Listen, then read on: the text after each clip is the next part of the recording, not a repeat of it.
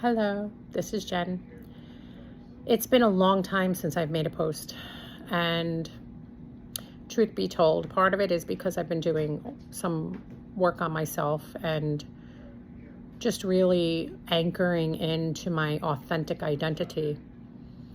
But if I'm really being truthful, part of it has been I've been playing small, and I've been nervous to show up, and I have been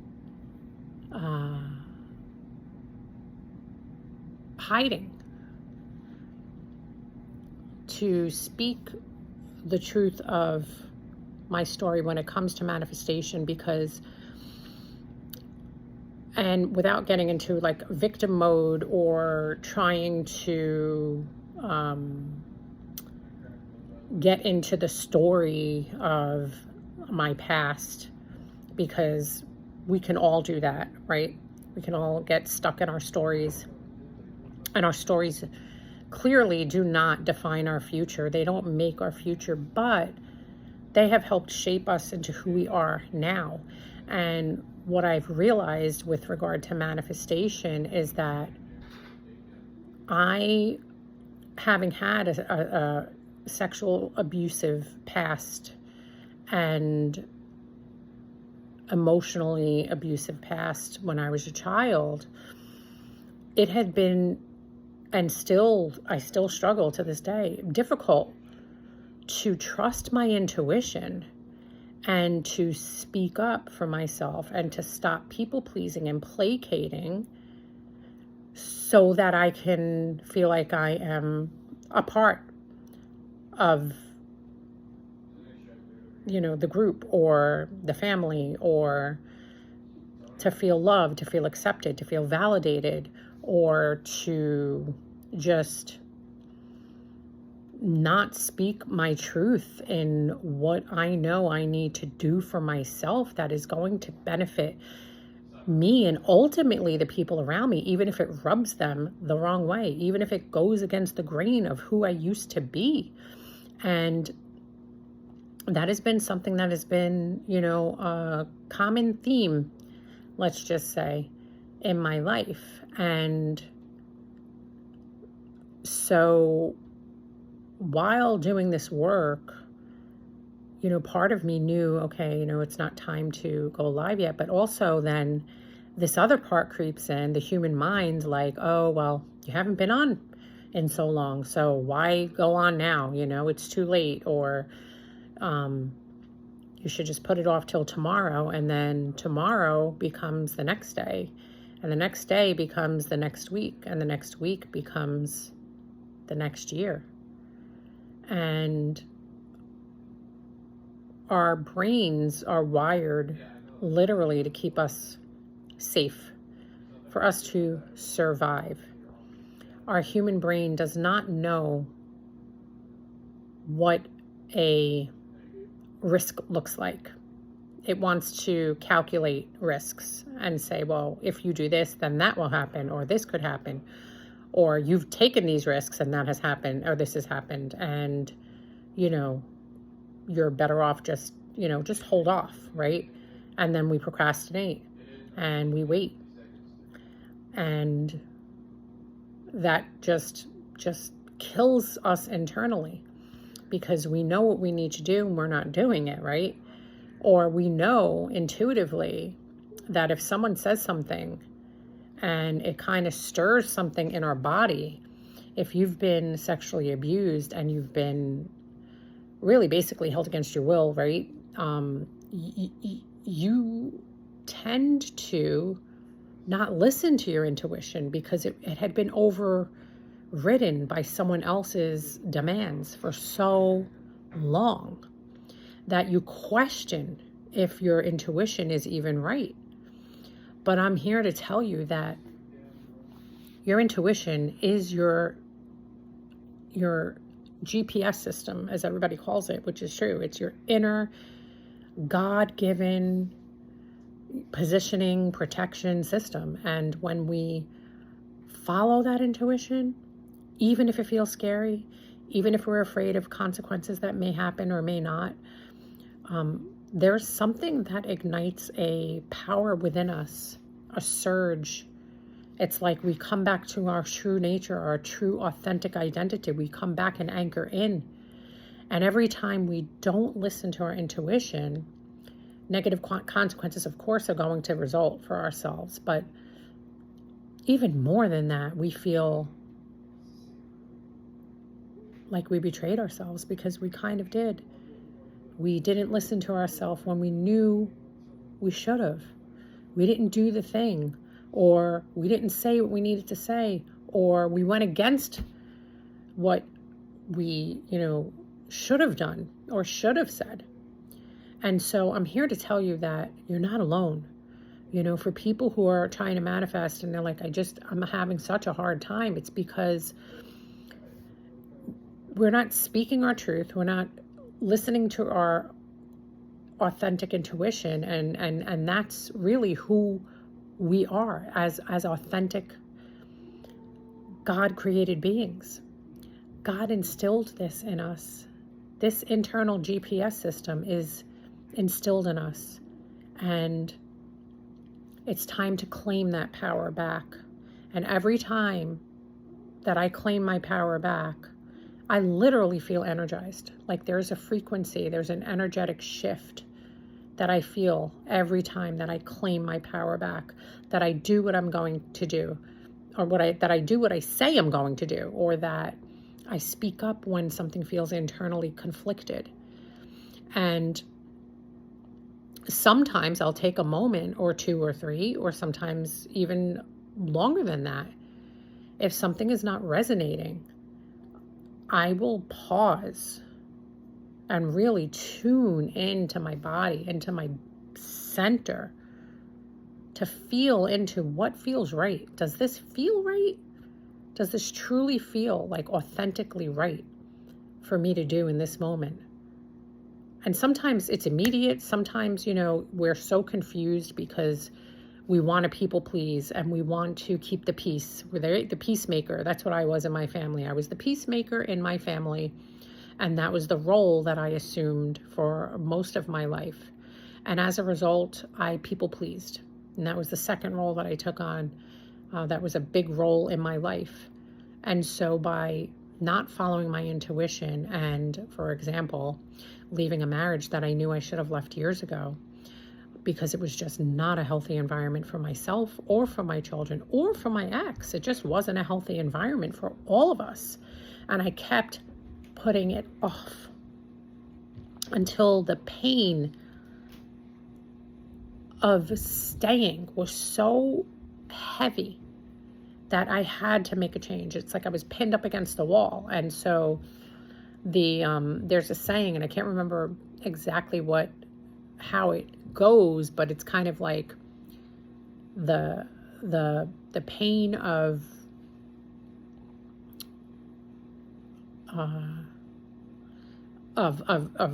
leaving became or making the change became greater than the pain of staying in the situation. And it doesn't have to get to that point. Maybe sometimes it does, actually. The universe, God is really perfect and divine timing when it comes to things, when we're not ready, and the universe will give us little whispers and then nudges and then shoves and then, full on fucking, whirlwind of like situations that will push us to make that decision that we knew we should have made a long time ago. But when we can learn how to listen to our intuition and something says this isn't right, we have to learn how to pause and say, oh, okay, this isn't right. And it could be something simple. And so my invitation to you, if you've had a hard time, listening to your intuition, making decisions, I'll give you a story of how bad it got from the, abuse of always like kind of overriding my intuition and someone always telling me like what to do. When I first started working in Manhattan, I had met my ex. I was young. I was like 19, 20 years old, I think. And I was working in the city. and I would stay at his place, and I would bring a change of clothes. And eventually, you know, it got to the point where I moved in because it was just too much. But my point is, I would shower, and I had plenty of time, right? Plenty of time. I would get up, have my coffee, I would go shower, you know, maybe take a little longer in the shower than I should have, which, you know, I'm not going to lie, I sometimes still do that. But my point is, I would come out of the shower and I would literally stand in front of my closet up until literally the 13th hour. Like, when I knew I had to get the fuck dressed and go is when I would finally make the decision to find something to wear. To find something to wear to work. How insane is that? That I couldn't even trust myself to pick something out to wear to go to work. And the next day would come, and lo and behold, it'd be like 7:59, and I'd be like, oh shit, my hair's wet, I had no makeup on. I'd have to fucking scramble to just pick something because I couldn't make a decision. I couldn't trust myself to make a decision as far as like wearing something to go to work. And then out the door we'd go, and I'd be scrambling to do my makeup in the car as the car's going, you know, trying to get my eyeliner on, and my hair would still be wet, and I'd be trying to, like, you know, fix it so that it would look, you know, decent for work. But my point is that when you have been abused sexually, mentally, emotionally, it becomes very challenging to make simple decisions. And you know, it's even with regard. So from there, I had a boyfriend before I met my ex, and he was a lovely, lovely man, and wonderful, soft, kind, gentle, adoring. But I wanted somebody who could take care of me. I said to the universe, I want somebody who's like financially set, or, you know, at least, you know, working hard, and I want somebody to take care of me. And I realized that decision was because I didn't trust myself to make decisions. And so what happened? My entire life, I allowed everyone to make decisions for me. Even when my kids were young, my mother-in-law would step in and run the show. And I kind of like unconsciously let her, because I was like, well, she knows better than me. And so all of these things that I had been reflecting on the past few months, I realized, wow, you know, it's scary to take our power back sometimes, because it means that we're responsible for it. We're responsible for our own lives and our own decisions. And taking responsibility means the ability to respond to ourselves as sovereign beings. No one can tell us what to do unless we're in a hostage situation, or like as a child, of course, you know. But I realized that childhood trauma had carried and spilled over into my life. Now, granted, when I had kids, I became more assertive. And of course, I was like the mama bear. Nobody's going to mess with my kids. Don't fuck with my kids, you know.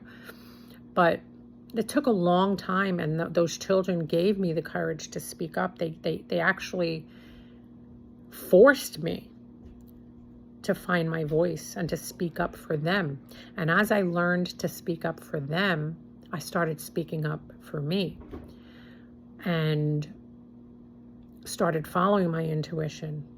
But, you know, it kind of waxed and waned over the years, because again, I had a dominating husband who kind of ran the show. And whose fault is that? I allowed it. I gave him the power to do that.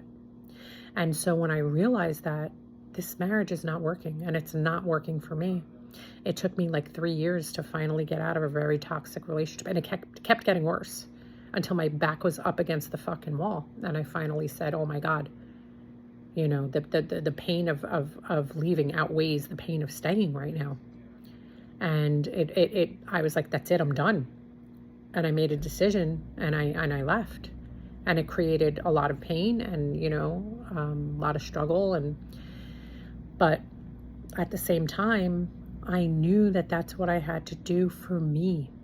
And even if my children were angry at me and didn't like it, and my ex was like, you know, what do you think you're doing? You know, how dare you leave? I did it because I knew I had to. Because I knew that I had to start taking responsibility, the ability to respond for my own life, that I have to lead myself. When everybody says, oh, you know, no one's coming to save you, that fucking reality hit. No one is here to save you. God, but it's God is in your mind. It's a decision that we make. It's a choice that we make. Are we going to allow other people to guide our ship, or are we going to become the captains of our own? You know, because at least if we fucking crash and burn, we can say, okay, that was no one but me. But when someone else grabs those reins, man, and you're in, like, you know, tumultuous water, it feels like you're drowning, and there's no way up, there's no way out. So this is my journey, is to empower you to take small steps, that when you feel something in your body, you have to listen to it. You know, manifestation, we block our manifestation because of fear and because of doubt and because of playing small, because we want to people please. We want to be the good person, you know, be the good girl, you know, be the good wife, be the good mother. What would people think if I did that? Oh, I can't do that. That's out of character for me. You know, they're going to come up against me and say, you know, that's who are you getting this information from? But I'm telling you, this is the way to coming back to yourself and to really manifesting a life that you love, is by listening to your intuition, by staying true to yourself, by not denying and betraying the things that you know you need to do that are going to help you, and taking the leap and taking the steps and forcing ourselves to be that version of ourselves that we know we can be. And each of us has a version. That's why I call it mosaic manifestation, because first of all, we're brilliant, not broken. You're brave, you know, you're bold, you're brilliant, you know, be brave, be bold, be brilliant. And the only way to do that is to do that. And it's a decision. Manifestation is a decision. But it's also following your intuition once you actually make a decision. It's not wishing. It's not waiting. It's being. And being is doing. We're in a manifest world. We can wish all day in the 4D, but until we take action in the 3D, nothing's going to fucking change. And yes, it has to be inspired and feel good, but sometimes it's going to feel scary. And that's where the inner child has to be comforted and say, I got you, and it's okay, and we're going to get through this, and I know you're scared. And you can be scared, but you can be scared next to me, not in front of me. Actually, you can be scared behind me, because I'm going to lead, and I'm going to do the thing that's going to move my life in the direction that I know I need to move it in order to live the life that I am imagining and claiming and manifesting. Otherwise, it won't manifest. So that is my nugget for today. And stay tuned for coaching options coming very, very soon. I hope this resonated with you. If it did, please let me know. You know, like and follow me on Instagram. I can't go live anymore because I don't have enough followers, because I only just started this.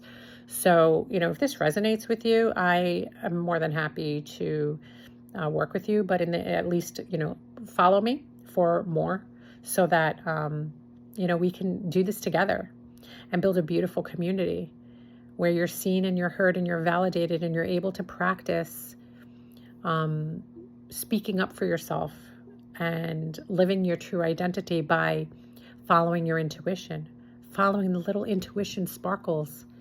You know, they're not like someone says, you know, again, dating, there's breadcrumbing. Well, the universe has little sprinkles along the way, or sometimes it's like a big, you know, boom, thud in the chest. Either way, we have to follow it, because when we don't is when we, you know, come up against, you know, trouble and pain and suffering. So anyway, that's it. I hope you had a beautiful day. A happy Thanksgiving for you and your loved ones.